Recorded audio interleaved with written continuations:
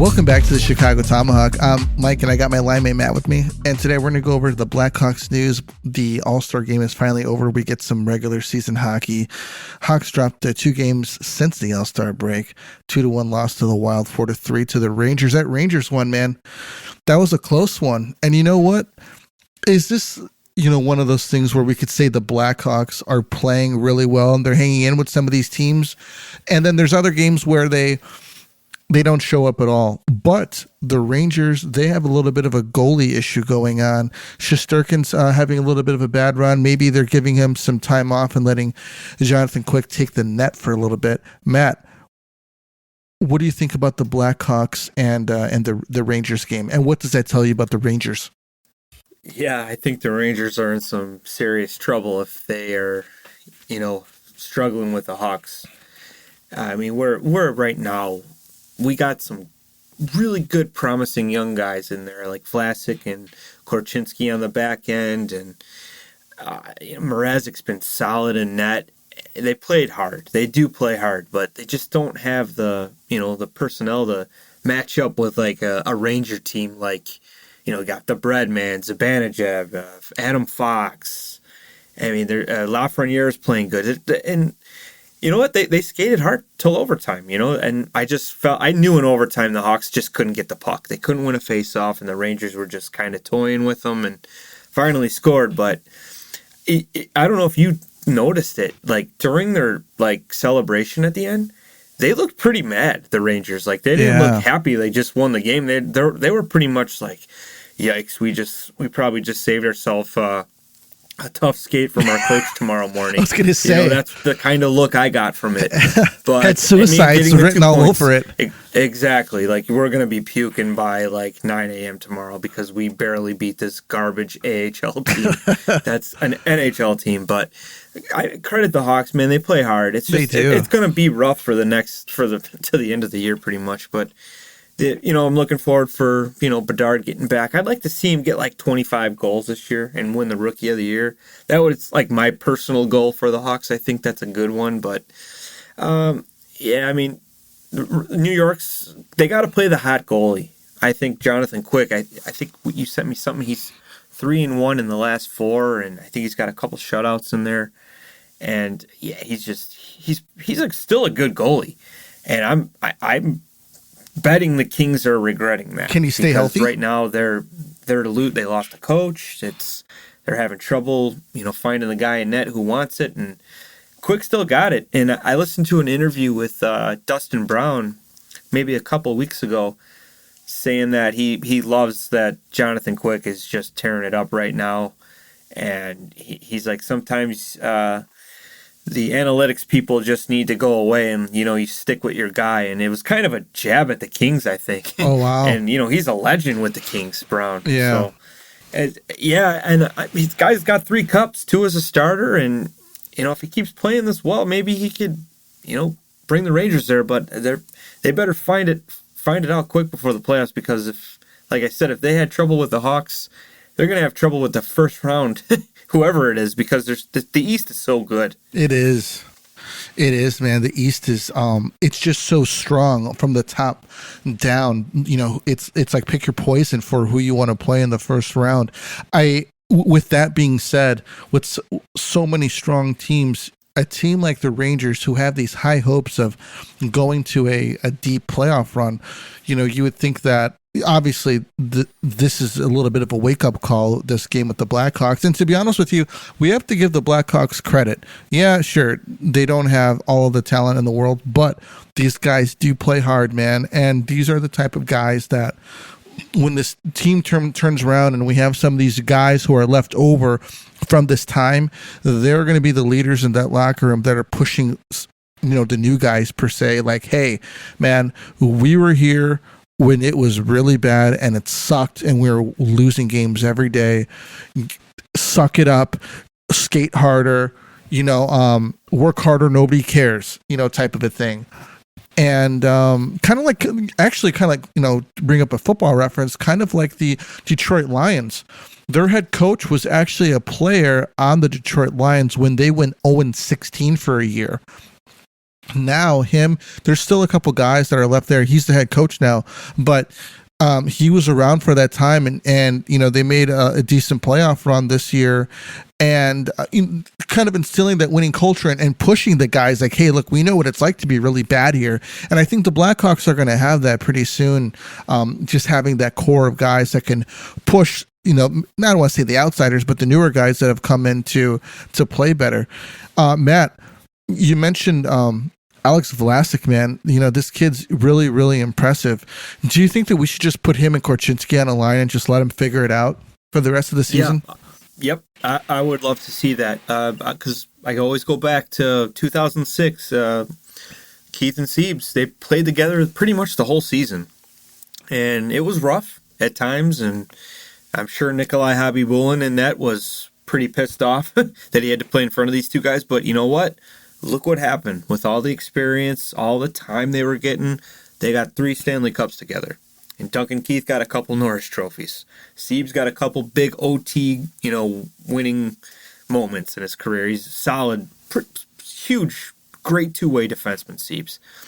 I think that, you learn a lot when you just get the game experience. And if Korchinski learns how to play with Vlasic, that's good. But if they find somebody else to play, I just don't want to see him wasted with a guy they're not going to be paired up with, in the future.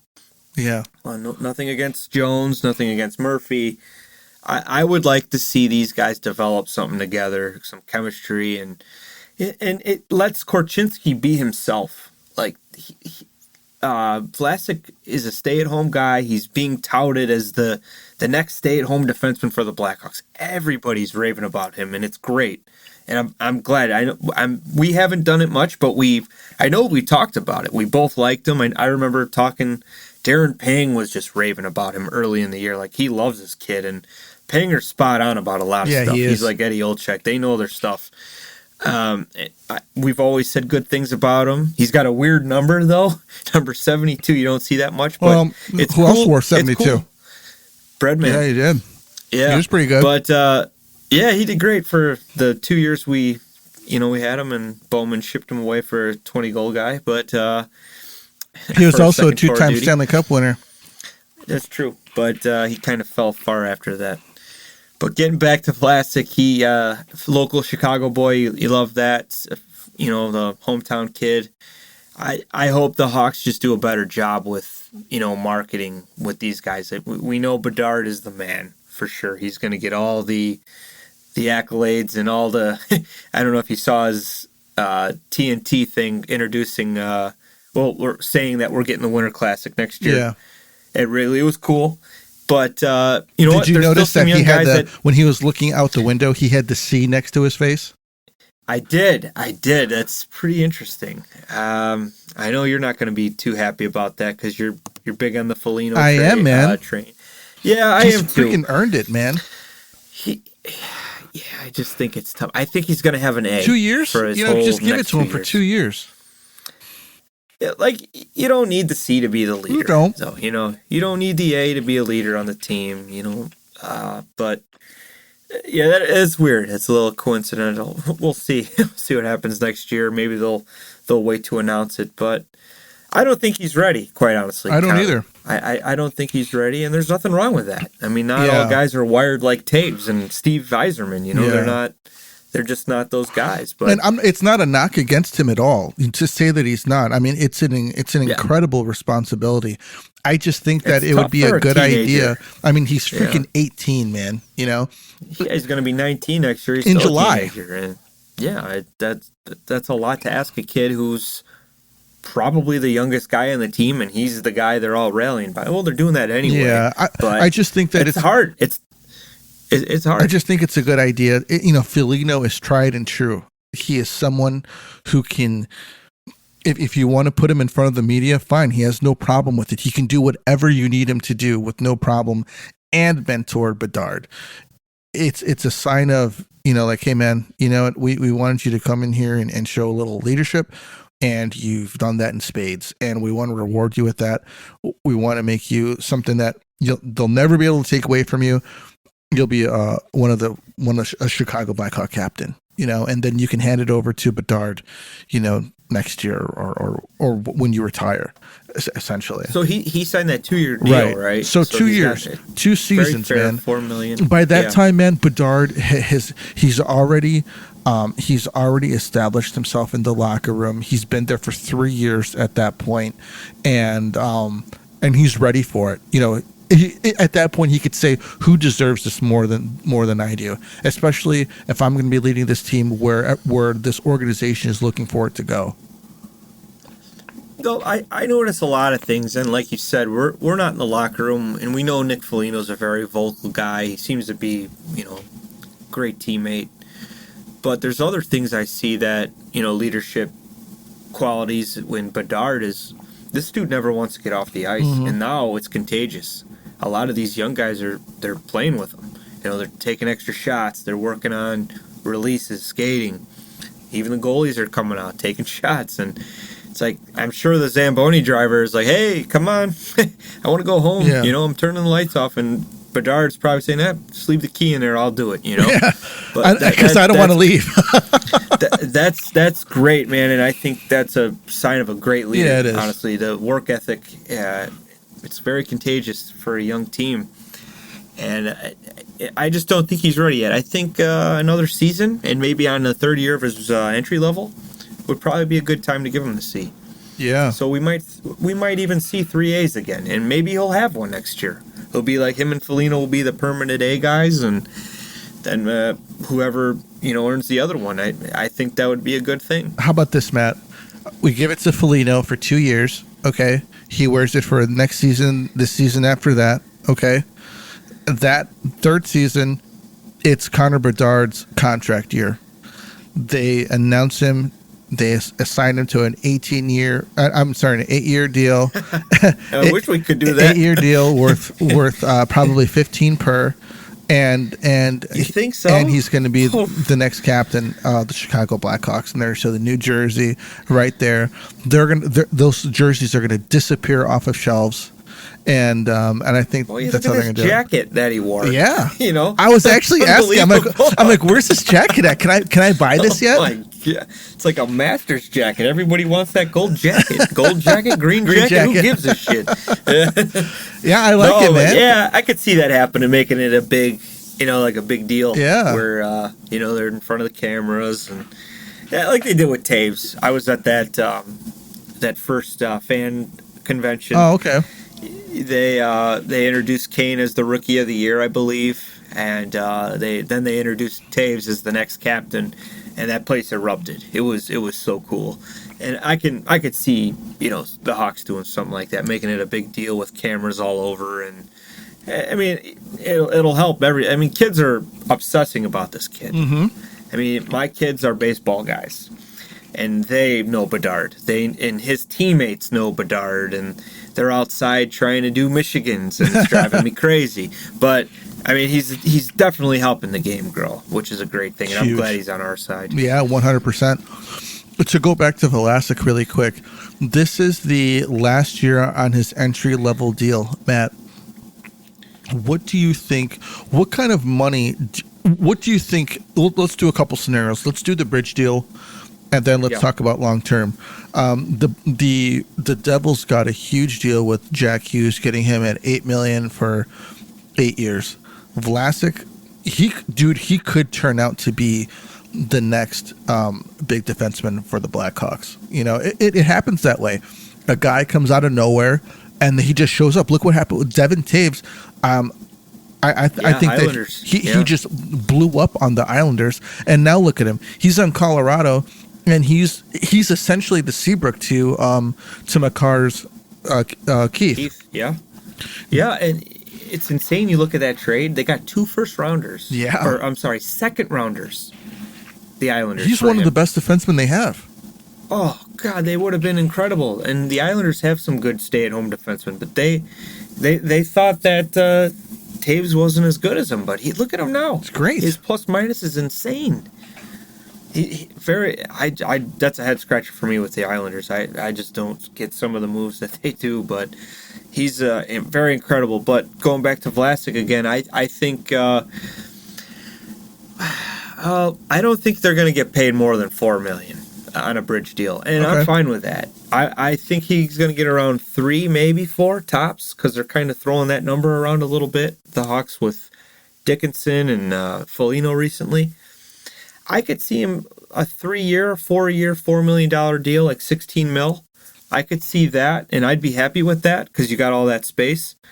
But if they take the route of the max 8-year deal, I think he could probably get close to 6, and I'd still be happy with that too. Okay. But I think the bridge deal is safer at this point because you want to see what he's got. You'd like to see him get a couple playoff games in too, where how he plays in the playoffs and stuff like that. But You could be a stud. It's just gonna. You gotta get him a good partner, and you gotta put a team in front of him too. So I mean, it's not. It's hard. I think that they're going to pay him for the what they think he could do. They're not paying him for what he's done. That's a good line by MJ back in the day. Charles Barkley. He goes, it's incredible now. These kids they sign and they didn't even put a single shot in yet, but they're getting paid all this money. We had to earn it. So I'm kind of on that train. I think he's showed he's going to be a stud, but let's just make sure to be safe because we're rebuilding and we shouldn't be. I mean, Matt, he's the best defenseman that we have right now. I don't think that there's another defenseman on the roster that's outplaying Vlasic. I think that's the thing is that okay. A lot of people bring this up. Seth Jones making 9.5. Okay, got it. He is outplaying Seth Jones right now. I'm not saying he makes 9.5. I'm saying that if he's like, hey, look, I want a home. I want to be here for a long time. Yeah, and hometown. I am only going to get better. What if he asked for 7? 7 years or 7 mil? Both. 7 for... Oh, well, 7 for 8. Wow. 7 for 8. And the cap's going up, obviously. We could get another... I mean, not that he's a Jack Hughes, but I'm saying that what if we can get that value for it? I mean, if they offer it to him, he's definitely going to take it. Stay-at-home defensemen are very underappreciated. He can move the puck too, man, and he shoots. Yeah, he can, but he's definitely that guy you want back. And right. He needs a guy like Korchinski. Right. He needs a guy like that. And I think those two, and Nolan Allen coming up, Ethan Del Mastro, another guy. That's 4 studs that are supposed to be the good guys that we drafted. They're supposed to be probably the core on D. And Vlasic, do you remember talking about him? I just remember talking about Korchinski, Allen, Del Mastro, and there was somebody else, Wyatt Kaiser, I believe, that was supposed to be the guy. Oh, 2 years ago. 2 years ago, he came out of nowhere. He did. Yeah. Him and Isaac Phillips and Alec Regula did. And I want to give credit to all of those guys because I think that they have all played well. I thought Regula played well too. I just think that he kind of, honestly, man, I think he was just odd man out, and they had to ship somebody, and they didn't want to ship out Isaac Phillips's big body because he's a good defenseman and he can lay the body down. I like Phillips. I do too. I really like him. I hope honestly, there's a place man, for him. at this point, I think he deserves a roster spot. We just got too much money tied up in guys that aren't going to be here when we're good. Yeah, that's the thing. Connor Murphy, Tenorti. I like Tenorti's fighting. I love that he's a good teammate. He's fearless, but let's face it, he's not going to be here. And either is Zaitsev. I think he's injured right now, but we just got so much tied up, and it's kind of overwhelming. You see all these guys are making some good money, and they're just not that good. And Tyler Johnson is not the same player. He's not. He's making like $6 million, and then you got Bolivier from Vancouver making about, I believe, $5 now, right? I mean, this is his 3rd team, and he's supposed to be like a number 1 center projected, and he's not that guy. Maybe he needs that off time to. Remember when Sidney Crosby had his concussion issues? I mean, he was out for practically 18 months. Yeah, and that's a significant amount of time for you can let your body go, number 1, but number 2 to kind of really heal. This is in his prime of his life, so his body's healing and growing and maturing in a way. I wonder if like Bolivier just needs some time to heal some of these injuries. I mean, Tyler Johnson too. I think he Yeah. always comes back too soon. Yeah, he does. And he gets hurt again. And I'd like to see him stay healthy so we can move him. And I know Tampa loves the hell out of that guy. They Rangers still are going rave to take about him, but I it's- think. Yeah, but we're going to eat salary, which is fine. We could do it. And I just hope we get somebody good. And they're still crying about Capo Caco. He's not like a. Yeah.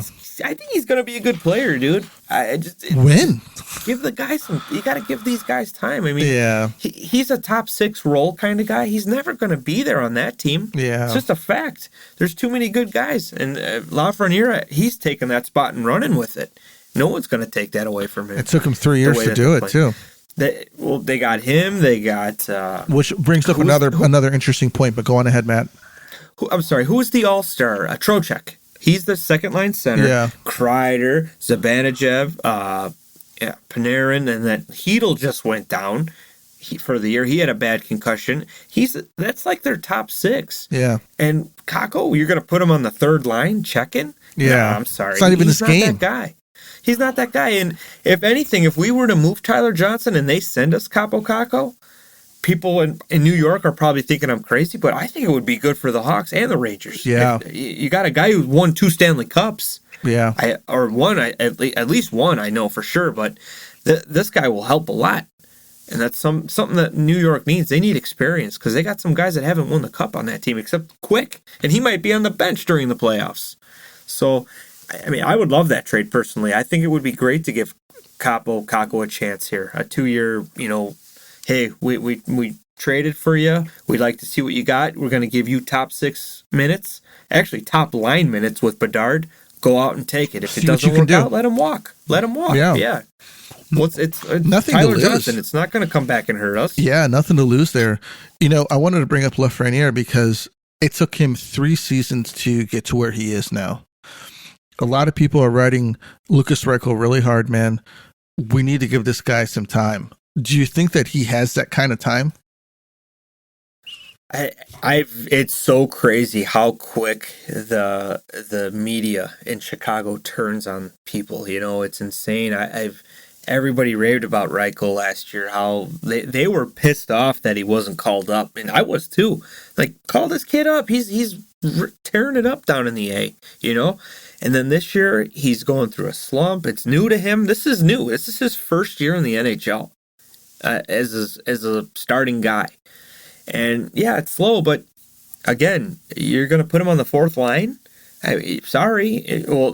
These guys are, he's got to earn his time. He's not doing it. Well, playing 7 minutes a game with 2 guys that are probably 4th line AHL guys, nothing's going to happen, dude. I'm sorry. and then I saw a post on our favorite Hawks reporter saying he's surprised Reichel doesn't have more goals because he's shooting into a little target right now and he's killing everybody at it. Hate to break it to you, dude, but there's no goalie in net and there's not 5 guys in front of him looking to put him through the glass if he gets too close. Yeah. So anybody can look good in practice, but he needs time. If Bedard gets back soon, which I hope, I hope they put Reichel with him to get this guy going because now's the time to see if he's the guy you want to rally behind and build a team around. If not, send him down, give him another year, whatever, or move him. I mean, I don't know what else to say. I'm a Reichel fan. I like it. I've seen his skill. He's smart, creative, good passer. I think he would be great with Connor Bedard if he just got time to develop. And who cares? We're in last place right now. Who cares? Give him time. If he's not, give him 7 good games of top line minutes with top power play. If he doesn't do anything, okay. Then you know what? He might need some time in the AHL. But if you put him up there, I guarantee you he's going to get production. Man. I like the kid. I want to see him play. Matt, Devils and Canes are asking about Flames goalie Jacob Markstrom, 34 years old with 2 years left in his deal, both in need of a true number 1. I didn't know Markstrom was that old. Either did I. I heard this on the radio Friday going into work, and dude, he gets a lot of shutouts. He does. And he's on a really, not so great team. Yeah, I think that if I'm New Jersey, I'm all over this because Vanacek has been terrible. obviously Carolina, we kind of rip them every year because it's the same story. Ranta's down and Anderson's hurt at the same time, all the time. Crazy. The last 3 years, I want to say they've been hurt at the wrong times. And if I'm Carolina, you got a lot of people calling you contenders, and you want respect. You need a goalie like Jacob Markstrom. I think he'd be a great fit there. I personally would rather see him with Carolina than New Jersey because for some reason, I just can't stand New Jersey. and I know they're a good team, but they're after that Hawks game, I just left a bad taste in my mouth. With how they were playing, like showboating and we're tough, blah blah blah. Okay, I'm getting off track, but I think he'd be a great fit for both teams. I personally would rather see him with the Hurricanes, though. But Hurricanes aren't known to make those moves. They're loyal to their guys, and I respect that. But they're not going anywhere if they don't get a goalie for the playoffs. Could Juuse Saros be the key to New Jersey Devils championship hopes? So that's something I heard the other day too, man. I don't know about this one. I saw it. I heard the report and. First, obviously you heard Markstrom's being hunted down by those two teams, and then Juuse Saros, really? Like, that's like Nashville's guy. I don't think I'd let him go, man. I think they should be loyal to their goalies, like Pecorine, and, he was a stud there forever, killed us all the time, not in the playoffs, but killed us in the season and scored a couple goals on us too, I think. But I just don't see Nashville moving him because they have no one to replace him with. Do you think that there's a market out there for Elvis Merzlikins? I'm sure after all those, rumors of him, unhappy with his, playing time. Everybody's like that when they don't play. They're going to go out and say, hey, I want to play. I don't want to be a healthy scratch. Yeah. I just don't know what team he'd fit with. He's played with Columbus a long time, and I think he's had one good season, I want to say. But he doesn't really have the team in front of him. So maybe a change of scenery would be good, but I just don't know what team. Maybe like LA. I know they're kind of hunting for a guy to help out in net. I was going to say maybe Edmonton, but Skinner's been playing really good. They won 16 games in a row, I believe, and just missed the record against the 92 Penguins, I want to say. So I don't know about that. You always think Toronto, but for some reason they're like content with it. They're two backup goalies they have every season, and they wonder why they don't make it past the second round. But I just don't know. I don't see a team looking for a guy like Elvis. I don't know about you, but those are like the only teams that come to mind for me. Yeah. Zegras, man, there is word that the Anaheim Ducks are listening to offers for Zegras. You say the Montreal Canadiens are on the hunt for a young established scorer by looking to leverage their impressive arsenal of draft picks. Now, I don't think Zegras is that guy. He's more of a playmaker, somebody that can help out, but I don't think that he's a scorer. But the word is he's out there, that there's interest. Matt, I'll be honest with you, man. You would think that this guy, he's kind of the center of their PR push, kind of like that guy, but is he that player? I think he'd make a great TikToker. A great hockey TikToker. No, he had a good season, man. Yeah, he did. I can't deny that. He was good last year. There's video of him raving about Cole Caulfield. That's one of his buddies. So it's interesting. You hear like the Canadians are, they're into him now, and you always hear him in New Jersey with Jack Hughes. Like it's weird how it works. Even like back in our day, Roenick was probably raving about Amani, and he kind of orchestrated a trade to get his buddy over here because they had good chemistry together. It worked out. And, you wonder like if Cole Caulfield's talking to the management, like, hey, get me this guy. He's a good passer and I'm a good shooter and we got chemistry, or Team USA, World Junior Development, whatever you call it. And maybe it could happen. I honestly, I'm not a big crazy fan, but if he could stay healthy and cut the weirdness out maybe a little bit. I know he's got a good personality, but he's kind of goofy with all this. I don't know. He just rubs me the wrong way. But I think a guy like him and Bedard, you ever think about that? Like a guy who's a pass first guy might help him. I think it might help him. They probably turn him into an 80 assist guy. I ever since that Troy Terry Phoenix little brawl they had, I was just like, you know what, dude, I don't think I like you that much. You know, after you were kind of whining about getting hit, but you know, you're running up the score and you're, you know, being cocky and arrogant to a team that was pretty bad, but they were tough and they didn't take any shit. And Troy Terry's face got the worst of it. So that was my last thing with Zegras. I was kind of maybe he should have just closed his mouth and played, but I don't know. But yeah, I could see New Jersey or Montreal making a push because of the friendship history with those guys and, you know, a young core. It might work out, change of scenery. I don't think he's the man with the Ducks. I think there's some really good players on the Ducks that are, you know, McTavish and I mean, I honestly think they should move their goalie too, Gibson. I think he's another guy that, you know, New Jersey or Carolina should go for. Even that's the thing that you asked about Elvis. I think there's just so many other good goalies available. They're not going to take a chance on him unless, you know, they miss out on it. So Gibson would be a good solid pick. Anaheim, I don't know where they're going.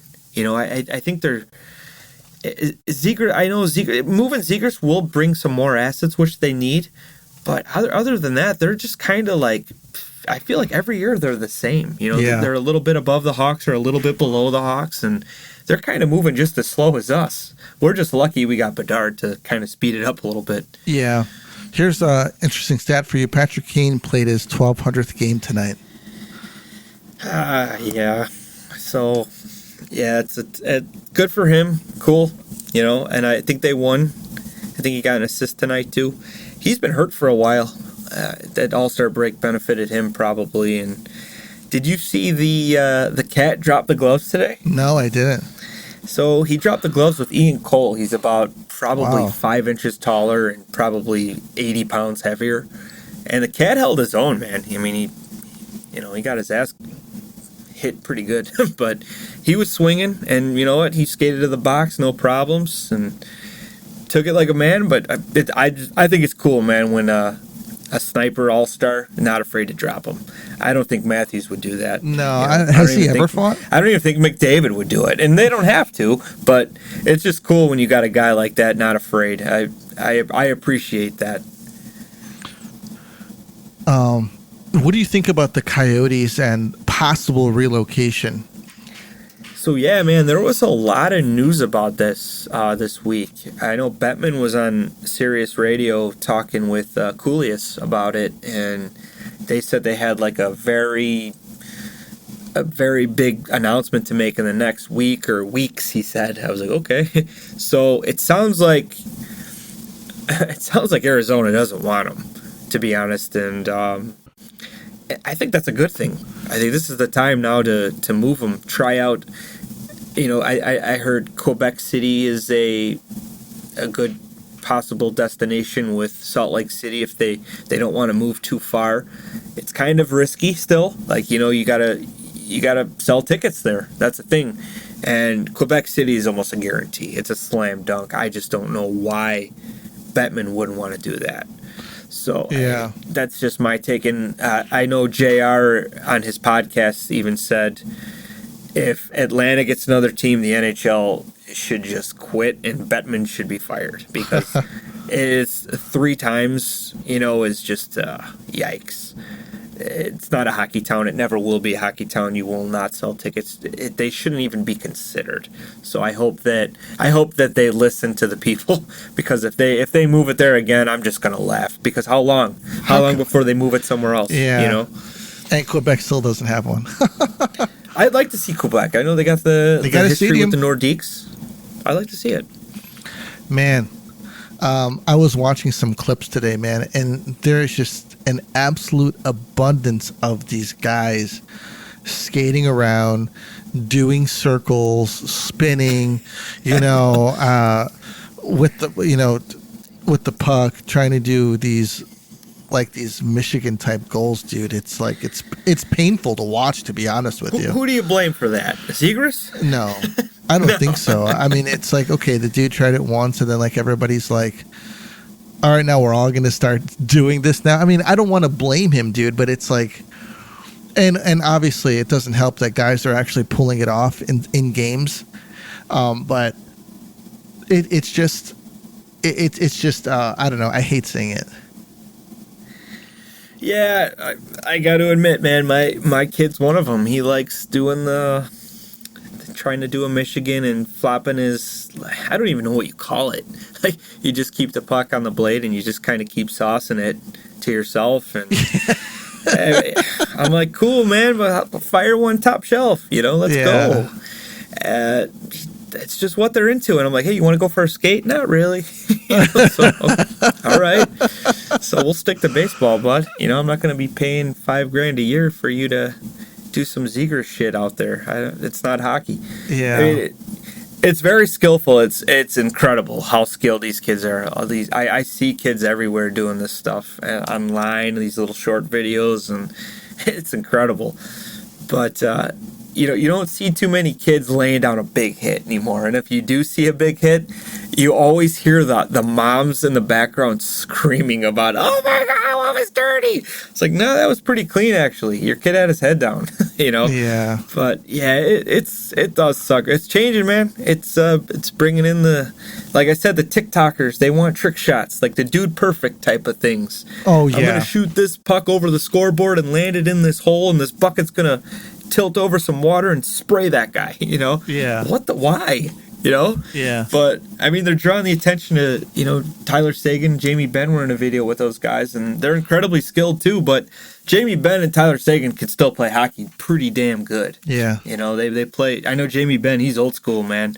He'll freaking agitate you, he'll fight you, he'll hit you, and he just is a mean dude. Yeah, he is. So I respect that. And Zegras, he could pass. He's a smart player, but he's not that big. He kind of gets pushed around a little bit. And so does Jack Hughes. Those guys, Cole Caulfield's another guy. And if you think about it, Bedard's not that big either. These guys got to be able to protect themselves. Yeah. Because these guys want to kill them. A lot of these old guys are like, cut that shit out. If you try that, against me, I'm putting you through the freaking glass. Here's an interesting statistic. There was only a 20-year stretch where the Art Ross Trophy was won by only 3 people. Listen to this. Gretzky won it in 81, 82, 83, 84, 85, 86, 87. Lemieux. 87. Super Mario. 87, 90, and 91. Lemieux won it in 88, 89, 92, 93, 96, and 97. Yager, 95, 98, 99, 2000, 2001. It's almost McDavid-like, And there were so many good players like back then. Like, look at Roenick, 100 goals in 2 years.